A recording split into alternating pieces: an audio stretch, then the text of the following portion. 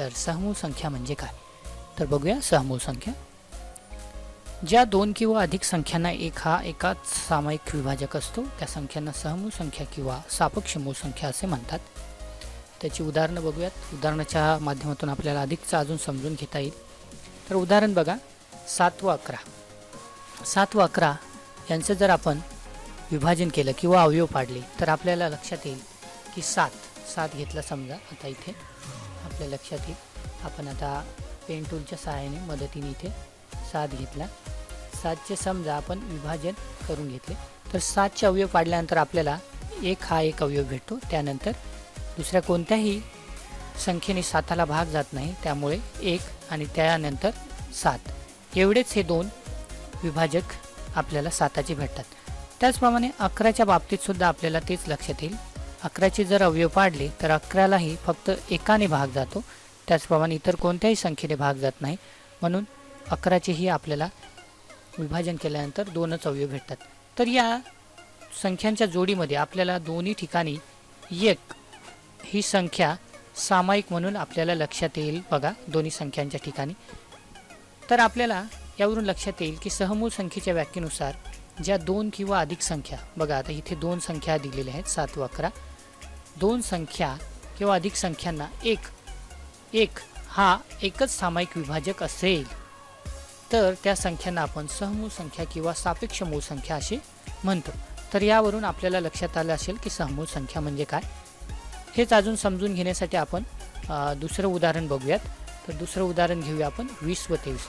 तर 20चे आपण अवयव जर समजा पाडले, हे उदाहरण समजून घ्यायचं झालं तर 20चे अवयव पाडल्यानंतर आपल्याला लक्षात येईल. बघा, 20चे अवयव आपण पाडू. 20ला एकाने भाग जातो. त्यानंतर 2च्या पाड्यात म्हणजे 2ने सुद्धा आपल्याला 20ने भाग, 2ने सुद्धा 20ला भाग जातो. त्यानंतर 4च्या पाड्यात 20 आहे म्हणून 4ने पण भाग जातो. आणि त्यानंतर पुढची संख्या आहे 5. अशा प्रकारे हे आपल्याला 20चे अवयव भेटलेले आहे. त्यानंतर आपण त्याची जोडीची संख्या घेतली 23. तर 23चे अवयव पाडून बघूयात बरं आपल्याला काय लक्षात येईल. तर 23 केल्यानंतर आपल्याला 23 एकच एक येतो आणि त्यानंतर 23ला कोणत्याही अन्य दुसऱ्या संख्येने भाग जात नाही, त्यामुळे आपल्याला हे 2च त्याचे विभाजक भेटतात, 2च अवयव भेटतात. तर आपल्याला इथं लक्षात येईल 20 आणि 23मध्ये आपल्याला परत इथे 1 हा एकच ही एवढीच संख्या सामायिक विभाजक म्हणून दिसेल. त्यामुळे 20 व ही 23 ही संख्यांची जोडीसुद्धा आपण सहमूळ संख्या किंवा सापेक्ष मूळ संख्या असं म्हणू शकतो. तर अशा प्रकारे आपल्याला लक्षात आलं असेल. पुढे बघूयात आता. तर या दोन्ही उदाहरणांवरून आपल्या लक्षात आलं असेल की या जोडीतील संख्यांचा 1 हा एकमेव सामायिक विभाजक आहे, म्हणून ही सहमूळ संख्यांची जोडी आहे. तर यावरून तुमच्या लक्षात आले असेल. अजून काही उदाहरणांच्या माध्यमातून आपण पुढे बघूयात. बघा, इथे आता एक पुढचा गुणधर्म आहे सहमूळ संख्येचा. कोणत्याही 2 क्रमवार संख्यांची जोडी ही सहमूळ संख्यांची जोडी असते. तर त्यासाठी उदाहरणाच्या माध्यमातून बघू. आता हे बघा, कोणत्याही 2 क्रमवार संख्या म्हणजे आता इथे बघा 3 व 4 ह्या 2 क्रमवार संख्या दिलेल्या आहेत. तर ह्या 2 क्रमवार संख्या सहमूळ संख्या जोडी म्हणून कशी असतात तर आपण हे एक या उदाहरणाच्या स्पष्टीकरणाच्या माध्यमातून बघूयात. हे बघा, आता इथे 3 घेतलेला आहे आपण. 3चे जर आपण अवयव पाडले तर आपल्या लक्षात येईल 3ला अन्य कोणत्याही संख्येने भाग जात नाही, 1 खेरीत. त्यामुळे 1 आणि फक्त 3 एवढेच हे आपल्याला अवयव भेटले. त्यानंतर 4चे अवयव पाडून बघू आपण. 4 या संख्येचे अवयव पाडल्यानंतर आपल्या लक्षात येईल की 4ला एकाने भाग जातो, त्यानंतर 2ने भाग जातो आणि त्यानंतर स्वतः हा 4. तर अशा प्रकारे हे 4चे अवयव आपण इथं पाडून घेतले. तर इथं लक्षात आलं असेल 3 आणि 4 या दोन्ही संख्यांच्या म्हणजे ही जी जोडी दिलेली आहे या जोडीमध्ये आपल्याला पुन्हा 1 ही एकच संख्या सामायिक लक्षात येते. अन्य इतर कोणतीही संख्या इथे अवयवांमध्ये सामायिक होत नाही. त्यामुळे आपल्याला सहमूळ संख्येच्या व्याख्येनुसार 3 व 4 ही सुद्धा सहमूळ संख्येची जोडी म्हणता येईल. म्हणजेच आपल्या लक्षात येईल की कोणत्याही 2 क्रमवार संख्यांची जोडी ही सहमूळ संख्यांची जोडी असते. सहमूळ संख्येची व्याख्याच आहे की कोणत्याही 2 किंवा 2पेक्षा अधिक संख्यांच्या जोड्यांमध्ये किंवा संख्यांमध्ये जर 1 ही एकच संख्या सामायिक विभाजक म्हणून आढळत असेल, दिसत असेल तर त्या संख्यांना आपण सहमूळ संख्या असं म्हणतो. ही व्याख्या झाली सहमूळ संख्येची. त्यानंतर आपण पुढचा गुणधर्म बघितला की कोणत्याही दोन क्रमवार संख्यांची जोडी ही सुद्धा सहमूळ संख्यांची जोडी असते. पुन्हा एक पुढचं उदाहरण बघूयात आपण.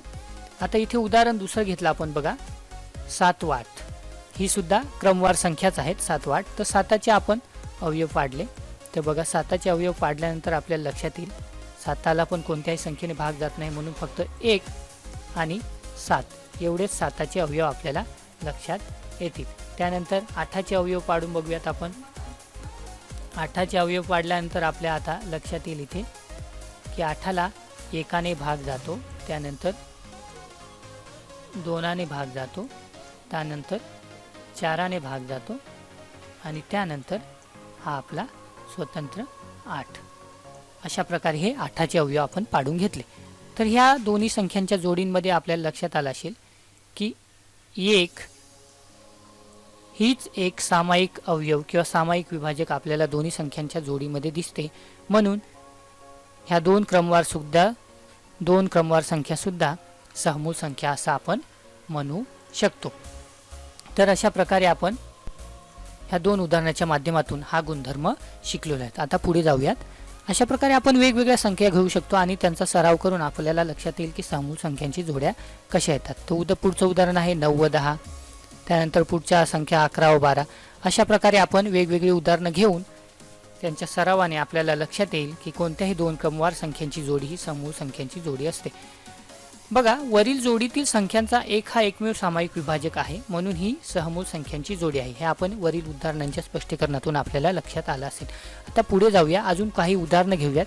त्या उदाहरणाच्या माध्यमातून आपल्याला स्पर्धा परीक्षेत किंवा स्कॉलरशिपच्या परीक्षेत किंवा नवोदय परीक्षेमध्ये जे काही प्रश्न येतात त्याखाली जे काही 4 पर्याय दिले जातात त्या पर्यायाच्या माध्यमातून आपण तो प्रश्न सोडवायचा असतो.